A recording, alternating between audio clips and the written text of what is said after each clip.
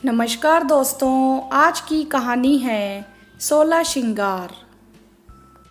शांति सदन में सिर्फ नाम की ही शांति रहती थी। शांति जी के नाम पर बनी यह हवेली वाला घर शांति जी का सपना था।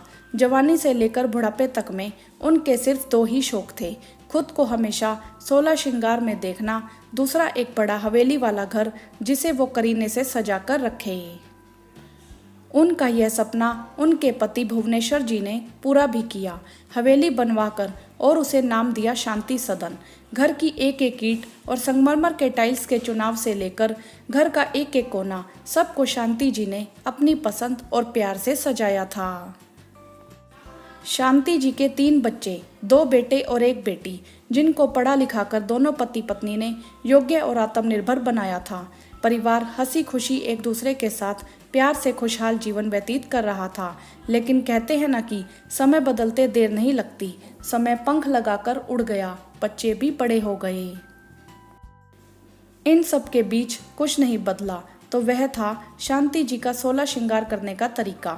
शांति जी का यूं सजा सवरा रूप भुवनेश्वर जी को बहुत भाता। भुवनेश्वर जी हमेशा शांति से कहते, तुम हमेशा यूं ही सचती रहना। बेटी को विदा करने के बाद जब दोनों बहुओं ने घर में कदम रखा तो उन्हें शांति जी का जो इस उम्र में 16 श्रृंगार करना खलने लगा। दोनों बहुएं उनको जब भी देखती पीठ पीछे कभी सीरियल वाली सासू माँ तो कभी लैला मजनू की जोड़ी कहकर व्यंग्य करती। गैस से चाय का पतीला उतारती शांति जी की छोटी बहू सुमन ने व्यंग्य करते हुए कहा, भाभी मैं चाय देकर आती हूँ लैला मजनू की जोड़ी को, क्योंकि वह दोनों अलग अलग तो चाय पीने से रहे। कप में चाय डालते हुए छोटी बहू ने अपनी जेठानी रश्मि से कहा। रश्मि भी इतना सुनकर बोलने में कहाँ पीछे रहने वाली थी। उसने तुरंत मौके का फायदा उठाते हुए कहा, हाँ भाई, अपनी किस्मत कहाँ ऐसी कि हम 16 श्रृंगार करके बैठ जाएं, और उसमें भी सबसे महान हमारे पति देव लोग जो कम से कम अपने बाप से ही कुछ सीख लेते।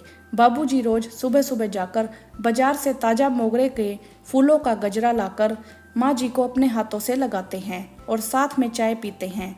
क्या मजाल जो कभी छूट जाए। बुढ़ापे में दोनों लोग सठिया गए हैं। अब राम नाम जपने की उम्र है इनकी, लेकिन अभी तो वही जवानी वाले शादीशुदा जोड़े के मिजाज हैं। अरे अब यह सब अच्छा थोड़ी ना लगता है, लेकिन समझाए कौन। अच्छा चाय देकर आती हूँ।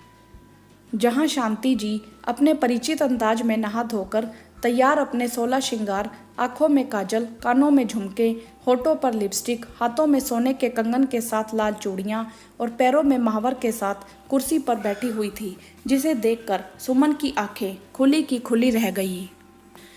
दरवाजे के खोलने की आवाज़ सुनकर शांति जी ने पलट कर देखा तो छोटी बहू हाथ में चाय की ट्रे लिए खड़ी थी।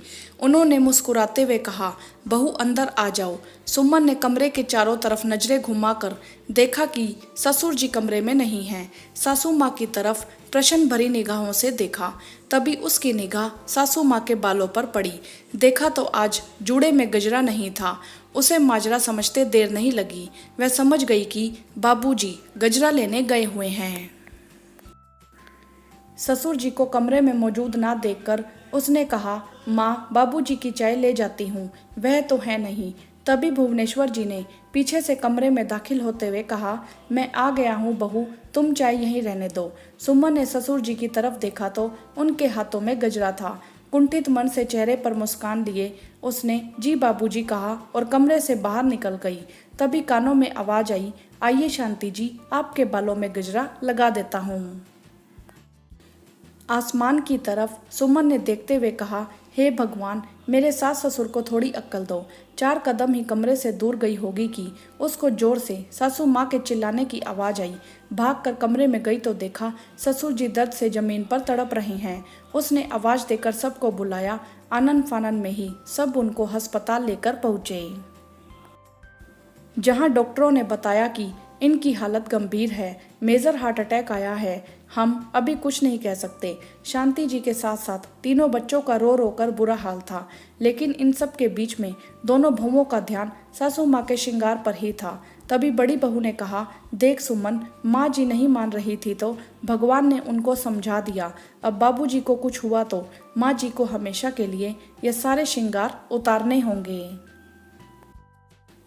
लेकिन हमेशा सासू माँ के श्रृंगार से चिढ़ने वाली सुमन की आंखें आज अपनी सास को देखकर नम हो रही थी। उसने रोते हुए कहा, भाभी जी, हम दोनों की गलत सोच है। क्या गुनाह करती हैं माँ जी?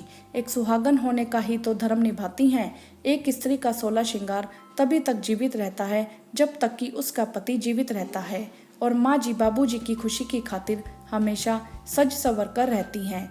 आज भी बाबूजी ने उनके बालों में अपने हाथों से गजरा लगाया। हम तो किस्मत वाले हैं भाभी जी, जो हमें ऐसे सास ससुर मिले जिन्होंने कभी हमसे कुछ मांगा नहीं, कभी कोई पाबंदी नहीं लगाई, अपनी बेटी के बराबर ही हम दोनों को मान दिया। लेकिन हम दोनों ने उन्हें अपने माता पिता समान मान सम्मान नहीं दिया। तभी अचानक से रोती हुई शांति जी अपनी बेटी की गोद में गिर गई, जिसे देख बेटी बहुत जोर से चीख पड़ी, माँ। अस्पताल में मौजूद डॉक्टरों ने तुरंत उनके उपचार की कोशिश की, लेकिन शांति जी इस दुनिया को अलविदा कह गई। पल भर में सारी चीजें बदल गई। सभी की आंखों में आंसू थे। मृतशैया पर पड़ी माँ को देखकर सब रो रहे थे, और वहाँ मौजूद औरतें उनके 16 श्रृंगार को निहार रही थी और कह रही थी, बड़ी भाग्यशाली थी शांति बहन, जो सुहागन इस दुनिया से चली गई। बेटी चीख चीख कर रो रही थी, नहीं माँ, यूं हमें अकेला करके क्यों चली गई? पापा के ठीक होने पर हम उन्हें कैसे संभालेंगे?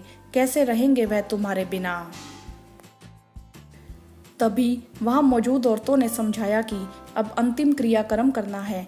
आज दोनों बहुएं जो उनके 16 श्रृंगार को देखते चिढ़ जाती थी, आज दोनों मन ही मन उनके मृत शरीर से कह रही थी कि माँ, हमें माफ़ कर दीजिए, हमसे बहुत बड़ी गलती हो गई, जो समय रहते हम आपको नहीं समझ पाए।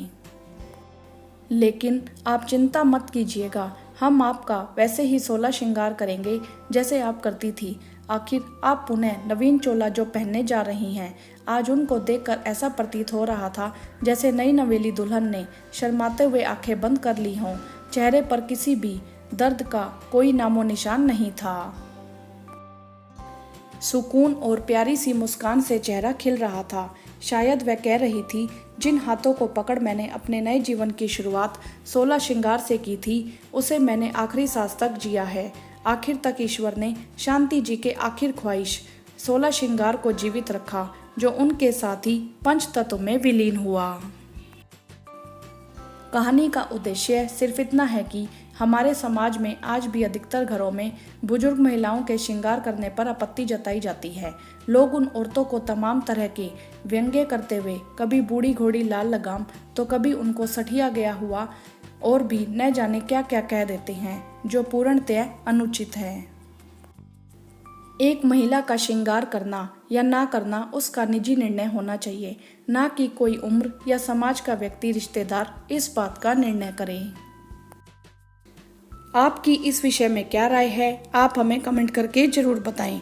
वीडियो को लाइक करें, शेयर करें और चैनल को सब्सक्राइब भी करें। धन्यवाद।